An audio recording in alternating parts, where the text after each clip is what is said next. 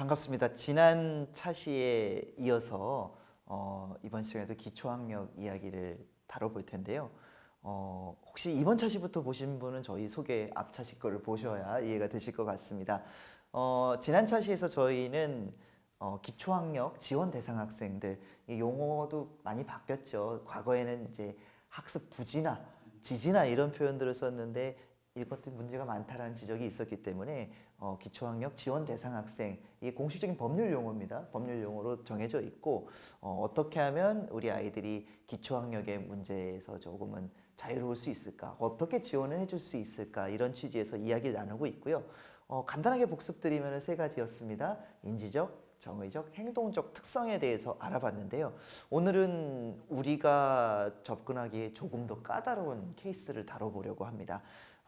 어느 정도 수습이 가능한 상태가 아니고 조금 더 나가 어떻게 조언을 해주고 지도를 해줄 수 있는 차원을 벗어나는 경우들일 텐데, 이런 벽 느껴보신 적 있으실까요? 많습니다. 이제 제가 제 능력에서 뭔가 학생한테 지도를 할 수 있다고 생각을 했는데 막상 그 상황을 살펴보면은 이게 뭔가 저 혼자보다는 이 전문가의 도움이 조금 필요하다는 그런 느낌을 받을 때가 많습니다. 잘 오셨습니다. 그래도 제가 전문가 역할로 알려드리도록 하겠고요. 우리 선생님 아직 1년 차시라 그런 케이스들은 많이 못 보셨을 텐데 그래도 있죠. 저희 반은 없는데 다른 학년에서 교무실에서 옆에 있는 선생님이 담임 맡고 있는 학생이 그런 학생들이 몇 명 있어요. 교무실에 올 때 그런 학생들을 보고 좀 놀란 적이 있어요. 우리 반 아니라 다행이다 이렇게 생각 드셨나요? 그건 아니고 네, 그건 아니고. 심각하구나. 정말 이렇게 교직 생활을 하시다 보면은 다양한 케이스들을 만나시게 되는데, 선생님들께서도 이제 오늘 보는 사례들 생각해 보시면서 이런 아이들 이미 겪으셨다면 어떻게 해결을 해 가셨는지 한번 떠올려 보시고, 그리고 앞으로 이런 아이들을 만났을 때 이런 문제가 있구나라고 하는 걸 분석하실 수 있는 시간이 됐으면 좋겠습니다. 그러면 오늘도 사례를 한번 만나보고 시작을 해보도록 하겠습니다. 첫 번째 사례 만나보도록 하겠습니다.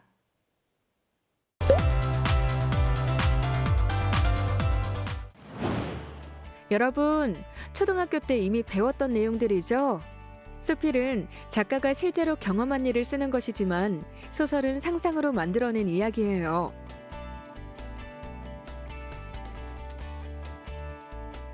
선생님이 방금 이야기한 게 잘 이해가 안 가니?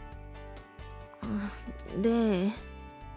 실제로 있었던 일과 상상했던 일이 서로 다르다는 말은 알 수 있을까? 아니요.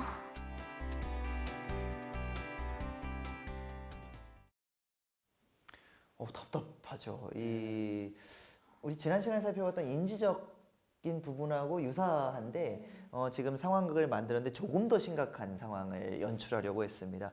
기본적으로 선생님이 생각하셨을 때 이건 인지적인 부분이다. 그리고 국어 수업이었기 때문에 국어 교과의 측면에서 접근을 하면 되는데, 이거 전혀 이해를 못하고 있는 이런 수준인 겁니다. 그러면 이거 윽박질러야 될까요? 너 왜 몰라? 이렇게 가야 될까요? 딱 저 상황이 딱 제가 할 수 있는 그 정도의 상황인 것 같습니다. 예를 들어서 지금 학생이 수필과 소설에 대해서 이해를 하지 못하고 있는데, 수필과 소설에 대해서 용어적 개념의 의미를 모른다면 제가 그거를 조금 더 학생의 눈높이에 맞춰서 조금 더 이해하기 쉽게 설명할 수 있는 게 제가 할 수 있는 수준이 아닐까 생각하는데, 이거조차도 학생이 이해를 하지 못한다면 거기서 저도 뭔가 난간에 부딪히게 되지 않을까 싶습니다. 맞아요. 이게 결국에는 이게 지적 지능에 대한 문제인데 IQ에 대한 건데, 우리 또 개인사를 한번 알아볼까요? IQ 검사 결과는 공개하지 않겠습니다. 각자 저희 어렸을 때도 많이 있었고, IQ 검사에 대한 찬반도 분명히 있습니다. 지적 지능을 측정하는 것에 대한, 그리고 처음 출발했었던 그 IQ 검사의 목적 자체가 원래는 그런 이야기가 있더라고요. 미국의 이민자들을 일의 숙련도를 측정하기 위해서 어느 정도 지적 기능은 있어야 되기 때문에 테스트하기 위한 용도부터 출발을 했다. 그러면서 이후에 점점 정교하게 갔고, 이 IQ에 대한 맹신은 좀 우리나라가 강한 편이었던 것 같아요. 그래서 근데 원래 IQ는 우리 교수님들 강의 보셨으면 아시겠지만 가운데 기준점을 의미하는 수치가 100이에요. 딱 그 표준 정규 분포 곡선을 만들어 놨을 때 정 가운데 지점으로 오는 게 100입니다. 근데 우리는 살짝 올려주거든요. 왜냐하면 두 자릿수에 대한 그 트라우마 그리고 이제 다른 요즘 동물 IQ 뭐 이런 거 많이 나오더라고요. 그래서 뭐 걔네들하고 비슷한 거 아니냐라고 해서 주는데 원래 IQ 검사의 측정치는 가운데 기준을 100으로 놓고요. 절반은 100 아래로 내려가는 겁니다. 원래가. 상대적 위치를 나타내는 거기 때문에. 그래서 관련 자료 보시면은 145를 넘는 경우는 0.14%가 됩니다. 또 반대로 이게 그 표준정규 분포 곡선이다 보니까 하위 영역도 마이너스 이제 0.14, 2%까지 떨어지게 되는 건데 이 기능을 보게 되면 그 구간이 있습니다. 저도 이제 참고 자료를 이제 보고 말씀을 드리는데 2.14%를 기준으로, 그러니까 IQ로 치면 70을 기준으로 하거든요. 70보다 내려가면은 지적 장애가 됩니다. 그래서 지적 장애의 경우는 학교에서도 특수교육 대상자가 되기 때문에 도움을 더 주고 개별적인 솔루션을 지원을 해주게 되죠. 이제 그렇게 되는데 우리가 오늘 관심을 가져야 되는 부분은 바로 IQ가 70에서 85 구간에 들어가는 친구들이거든요. 이 경우가 경계선 지적기능이라고 하는 지적지능 이 정도로 들어가는 겁니다. 그래서 경계선 지적기능의 범주에 들어갔을 때는 수업에 대한 이해도가 극히 떨어지게 되고 그러다 보니까 뭐 적응도 어렵게 되고 앞에서는 얘기했던 게 다 나오는 겁니다. 인지적인 부분들, 정의적인 무기력감 이런 것들을 동반하게 되는데 안타깝게도 일반적인 검사를 했을 때는 지적 장애 수준에는 들어가지가 않기 때문에 케어를 받지 못하는 그런 일들이 생기는 거죠. 그래서 이런 부분들은 우리가 1차적으로 눈에는 좀 뜨입니다. 왜냐하면 약간 학습 속도가 늦게 이루어지는 경우들, 그 다음에 아까 사례에서 보신 것처럼 반응이 좀 어눌하게 나오는 경우들, 이런 경우들이 있는데 여기에 대한 원인들은 아직까지 명확하게는 안 나와 있는 게 또 안타깝습니다. 그래서 이제 우리가 해결책을 주기가 어려운데 출산 전에 그리고 출산 시, 출산 후에 여러 가지 요소들이 작동해서 뇌 기능에 영향을 준다라고 하는 그런 이론적 부분들도 있고요. 그러니까 우리 아이들이 막연하게 노력을 안 해서 공부를 못 하는 거야. 뭐 인지적인 게 좀 부족하지. 이런 교과목의 방법들을 한번 써봐. 막 투입을 해도 아이는 이제 기본적인 지적 지능이 부족하기 때문에 이걸 수용을 못 하게 되는 거죠. 그리고 이런 어떤 해결책도 모호한 상황 속에서는 서로 고통을 받을 수 있는 그런 차원이 되는 겁니다. 그래서 인지적인 문제를 심하게 겪는 경우에는 이런 전문적인 검사를 통해서 어느 정도 수준에 있는지를 판정하고 또 이제 그에 알맞는 수준의 교육을 시켜야 되지 않을까 이런 생각이 듭니다. 그러니까 IQ 검사 이제 한다고 했을 때 아까 좀 긴장들 하셨잖아요. 우리도 하는 거 아니냐라고 했는데 그런 차원이라기보다는 이런 여러 가지 특성이 있다. 몇 가지 특성을 좀 제가 정리를 해드릴게요. 기본적으로 인지 발달 자체가 좀 느리고요. 그리고 주의 집중을 또 못하게 됩니다. 앞서서 살펴봤었던 특징들이 다 나오게 되죠. 그리고 기억력도 역시 부족하고 처리 속도도 느리게 되는 문제들. 그러면서 또 시각적인 인지도 좀 부족하게 되고요. 그러면서 또 나타나는 게 학습 특성은 역시 느린 학습 속도 그리고 학업 실패를 통한 무기력감까지 수반이 됩니다. 저희가 보편적으로 살펴봤었던 세 가지가 다 수반이 돼서 나타나게 되는 거예요. 그러니까 아이 입장에서 생각해 보면은 그것도 고통일 거다라는 생각이 들게 되죠. 그리고 이건 좀 주목해서 보셔야 되는데 언어적 특성으로 말이 늦게 됩니다. 그러니까 말을 늦게 배우게 되는 건데 우리 부모님들 아이를 키우시면서 말이 좀 더딘 경우 문제가 없는 경우들이 대부분이긴 한데 이런 연관성도 조금 있을 수 있다라는 거 하는 건 생각해 보시면서 진단을 해볼 필요는 있을 것 같습니다. 이게 언어를 통해서 사실은 사고 형성이 되고 학습을 하는 경우가 많기 때문에 말을 좀 늦게 배우는 경우에는 이게 단순 장애인지 아니면 이런 경계성에 있는 부분인지를 좀 살펴보실 필요는 있을 것 같다라는 생각이 듭니다. 뭐 이 밖에도 행동적 특성에서도 또 역시 나타나게 되고요. 그리고 신체적인 부분에서도 오히려 신체적인 부분은 잘 드러나지가 않는다고 해요. 그래서 좀 주의 깊게 살펴봐야 되는 그런 케이스라고 할 수 있겠습니다. 좀 안타까움도 많이 들게 되는데 이런 경우는 선생님들께서 개별적으로 접근하시긴 쉽지 않으실 수가 있어요. 또 전문가와 함께 지적 상태에 대한 부분을 확인해 보시고 접근해 보실 필요가 있겠습니다. 그러면 두 번째 사례로 함께 가보도록 하겠습니다.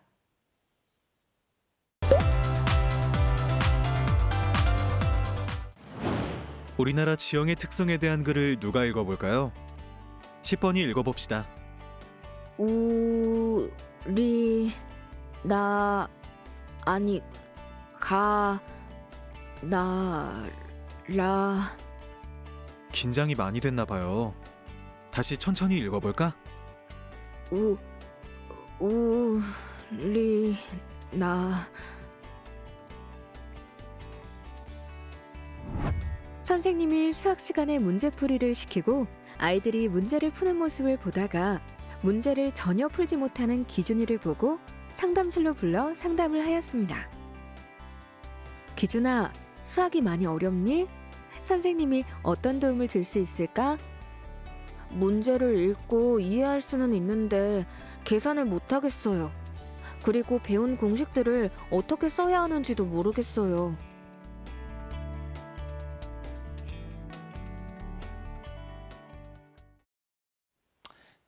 예, 좀 안타까운 생각이 드는 사례였었죠. 이거 우리가 오해할 수 있는 게요. 우리 기억나시죠? 정의적 특성에서 말하기 불안에 대한 게 네. 있거든요. 아까 뭐 촬영장 들어올 때 말하기 불안을 느끼셨던 것처럼 뭐 염소 소리처럼 이렇게 나기도 하고 갈라지기도 하고 뭐 앞이 하얘지기도 하고 뭐 아까 카메라 롤 들어갔을 때 그런 기분을 살짝 느끼실 수 있는데 정의적 차원에서의 이런 불안증하고도 비슷할 것 같은데 읽기 자체가 안 되는 케이스일 수 있다는 겁니다. 이거 구분하기가 사실은 쉽지 않을 수가 있거든요. 이번에 분석해드릴 내용은 바로 난독, 난산에 대한 부분인데 난독증 어떤 개념일 것 같습니까? 제가 생각했을 때 난독증은 일단 상대방과 말하는 데는 큰 문제가 없고 그것을 이해하는 데는 문제가 없다고 생각이 듭니다. 그런데 실질적으로 글을 읽고 이해하는 데 어려움을 겪는 학생들이 난독이 아닐까 생각이 듭니다. 예습해 오신 것 같은데 제가 설명해 드릴 부분을 정확하게 말씀해 주셨는데 우리 윤주 쌤은 난독증 잘 이해는 안 되실 것 같아요. 왜 못 읽지라는 생각 안 드시나요? 네, 그런 이해가 잘 안 되긴 했어요. 그래서 사실 그런 학생을 처음 접해봤어요. 이 사례를 통해서. 실제로는 못 봤어요. 실제로 못 네. 보시고 그래서 실제로 만나기는 또 쉽진 않으실 수가 있는데 우리 또 한글 얘기부터 해야 될 것 같습니다. 제가 국어 선생님이니까 1446년 반포를 하셨습니다. 세종대왕께서 어떤 마음으로 반포하셨냐면 모든 백성들이 편하게 쓰게 하기 위해서 한글을 만드신 거예요. 자, 덕분에 누구나 쉽게 배웁니다. 이게 바로 문맹하고의 차이를 제가 설명드리려고 하는 건데요. 이 문맹률, 그러니까 글을 읽지 못하는 비율이 거의 없는 나라가 우리나라로 보시면 돼요. 그러니까 한글이 배우기가 쉽기 때문에 누구나 읽을 수 있고 반대로 중국 같은 경우는 한자가 어렵습니다. 한자가 어렵기 때문에 글자를 잘 모르시는 분들이 지금도 많다라고 해요. 이게 바로 세종대왕님 참 감사합니다. 이 자리를 빌어서 말씀을 드리는데 문해할 수 있는 비율은 압도적으로 우리나라가 우수해요. 그럼에도 불구하고 읽을 수 없는 아이들이 있다는 겁니다. 제가 실제 사례를 곁들여서 말씀을 드릴 텐데요. 지금 보셨던 거는 단순하게 인지가 부족해서 일 거라고 생각할 수도 있어요. 아니면 불안해서 얘가 말을 못하는구나, 더듬는구나라고 할 수도 있습니다. 이 말하기 불안 사례 보여주는 영화, 그 킹스피치라는 영화 보면은 그 영국의 총리가 수상인가요? 왕이죠. 막 이야기하는데도 더듬더듬거리면서 했었던 대목이 나오는데 그런 차원하고는 좀 다른 거예요. 써져 있는 글을 제대로 읽지를 못하는 경우인데 아까 김태령 선생님 정확하게 짚어주셨어요. 인지적인 차원에서는 문제가 없는 경우들이 많습니다. 그래서 겉으로 봤을 때는 정상적인 소통이 가능하고요. 그 다음에 이야기가 되는데 제가 이거 한참 전의 이야기인데 좀 들려드릴까 합니다. 이 난독증에 대한 거를 저도 이제 한참 공부할 때였는데 학생들을 쭉 봤는데 그때 여학교 근무할 때였는데 한 학생이 수업 태도가 되게 좋아요. 질문하면 윤주야 뭐 이거 대답해봐 하면 답이 바로바로 나옵니다. 그래서 잘하는구나 했는데 시험을 봤는데 점수가 너무 낮게 나온 거예요. 그래서 불러서 이렇게 면담을 하는데 처음에는 그냥 제가 실수했어요 이러더라고요. 그래서 다음번에 시험을 봤는데 또 점수가 안 나오는 거예요. 그래서 조금 이 난독에 대한 게 의심이 돼서 조금 직설적으로 물어봤어요. 너 잘 못 읽겠니? 했더니 눈물이 또르르 흐르는 거예요. 안 읽히는 거예요. 그 난독증에 대해서 우리 앞선 강의에서 들으셔서 알겠지만 여러 가지 증상들이 있는데 이 난독증, 디슬렉시아라고 부르는데요. 문장 자체 그리고 낱 글자 자체를 인식을 못하는 겁니다. 근데 인지적인 부분은 정상이기 때문에 어떤 게 오히려 더 발달해 있냐면 들은 거를 기억하는 거예요. 통으로. 읽는 거에 대한 문제가 있어서 그거를 인지 못하는 거지 나머지는 더 정상이었던 겁니다. 그래서 이거를 어떻게 보면 중학교 1학년 때 빠르게 발견을 했었던 겁니다. 그래서 그 부모님을 이제 면담 요청을 해서 이러이러한 게 있다. 이거는 분명한 하나의 증세다. 병의 일종이다라고 설명을 드리고 클리닉에서 이거를 보정하는 과정을 거쳤거든요. 그래서 참 다행히 치료가 어느 정도 됐어요. 그래서 그게 치료가 되고 나니까 학습력이 굉장히 향상이 됐었던 그런 경우들이 있었거든요. 그래서 이 난독에 대한 문제는 우리가 조기에 잘 찾아낼 필요가 있을 것 같다는 생각이 들었고요. 이 난독을 조금 확대해서 보시는 경우들도 있습니다. 이게 요즘에 논란이 되는 문해력에 대한 건데 읽을 수는 있지만 뜻을 모르는 경우들도 참 많거든요. 그래서 저희 다른 편에서 보시면 이런 문해에 대한 부분은 더 깊이 있게 보실 수가 있을 거고요. 오늘 말씀드리는 거는 이 난독증에 대한 어떤 심리적인 그런 병인 거죠. 얼마나 답답하겠습니까? 써져 있는 걸 못 보고. 네. 조금만 더 말씀을 드려보면 그렇다면 이 원인은 어떻게 돼 있는가? 알려진 게 또 별로 없어요. 우리가 이제 연구해야 되고 우리 기초학력에 대한 부분을 그냥 단순하게 뭐 돈을 많이 투입하고 가르치는 것이 중요한 게 아니라 이런 원인 진단이 중요하다는 것을 시사해 주는 것 같은데 일단은 유전적 요인이 일단 크다라는 얘기를 또 많이 합니다. 이거를 쌍생아들의 경우 연구한 결과도 있고요. 그리고 형제들의 난독증 사례들을 뭐 비교 분석해 본 결과가 있는데 상당히 유의미하게 나오고 있어서 이런 지점들도 우리가 생각해 볼 필요가 있을 것 같습니다. 그리고 좀 희망적인 건데 13개 정도의 그 유전자가 관여하고 있다라고 하는 거를 또 연구에서는 밝혀내고 있는데 이런 것들은 치료의 차원으로 접근해야 되기 때문에 선생님들께서 지도하시다가 이런 난독증이 의심이 된다라고 하면 전문적인 기관에 의뢰를 하셔야 되고 이때 또 중요한 팁을 말씀드리자면 부모님들께서는 이거 쉽게 받아들이기 어려우실 수 있으세요. 그래서 충분히 고칠 수 있는 병이다라고 얘기를 해주시면서 가신다라고 하면은 동의하시고 개선해 나갈 수 있는 방법을 찾아야 돼요. 참 어려울 것 같아요. 이런 부분들이. 네. 우리 선생님들의 역할이 이제는 이런 치료까지도 관여를 해야 될 것 같습니다. 그리고 또 하나는 뭐 신경생물학적인 요인도 있을 수 있는데 우리가 좀 보셔야 될 것 같고 특성 말씀드리겠습니다. 지적인 능력은 다분히 정상적이다라고 하는 거 보셔야 될 것 같고요. 이게 조금 길어지게 되면 말하기의 문제도 결국엔 생기게 돼요. 왜냐하면 쓰기, 읽기 이런 부분들이 말하기, 듣기와도 관여가 되기 때문에 우리가 좀 주목해서 보실 필요가 있습니다. 그리고 선생님도 이거 기억해 주시면 좋은데요. 아이들이 제대로 읽지 못하기 때문에 어휘력이 부족한 경우들도 많습니다. 그냥 단순히 아이가 쓰는 말이 왜 이렇게 조금 유치하지? 이렇게 보실 게 아니라 난독에 대한 부분이 관여할 수 있겠구나라고 생각해 보시면 좋을 것 같습니다. 제가 국어과다 보니까 난독에 좀 초점을 맞춰 드렸고요. 난산에 대한 거, 연산에 대한 게 부족한 친구들도 있고요. 각 영역별로 이런 어려움을 겪는 케이스들이 상당히 있습니다. 이런 거 주목해서 보시고 우리 아이들에게 실제적인 도움을 주셨으면 좋겠습니다. 그럼 다음 사례로 함께 넘어가 보도록 하겠습니다.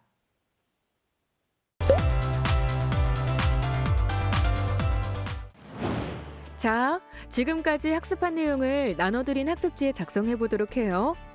각자의 생각을 쓰는 것이기 때문에 옆 사람과는 대화를 나누지 않고 집중해서 하도록 합니다. 윤재야, 친구들에게 방해가 되니 조용히 집중해서 해줄래? 에이씨, 싫어요. 지루하단 말이에요.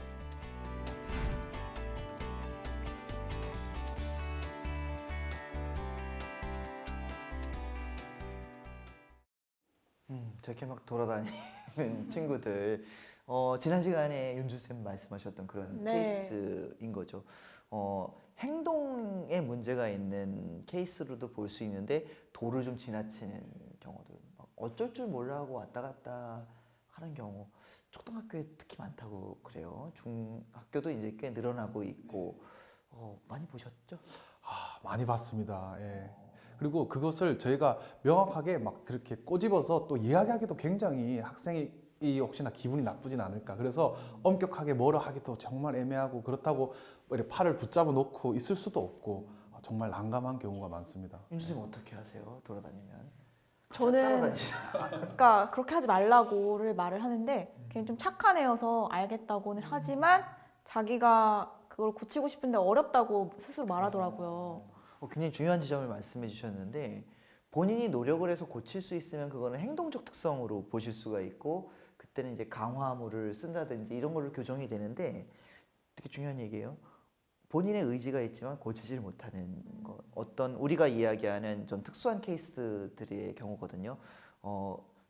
선생님들 보통 의심하시게 됩니다. ADHD 이거다라고 생각하게 되는데 ADHD가 뭐의 약자인지는 알고 계신데 묻지 않겠습니다. 저도 이거 항상 헷갈려요.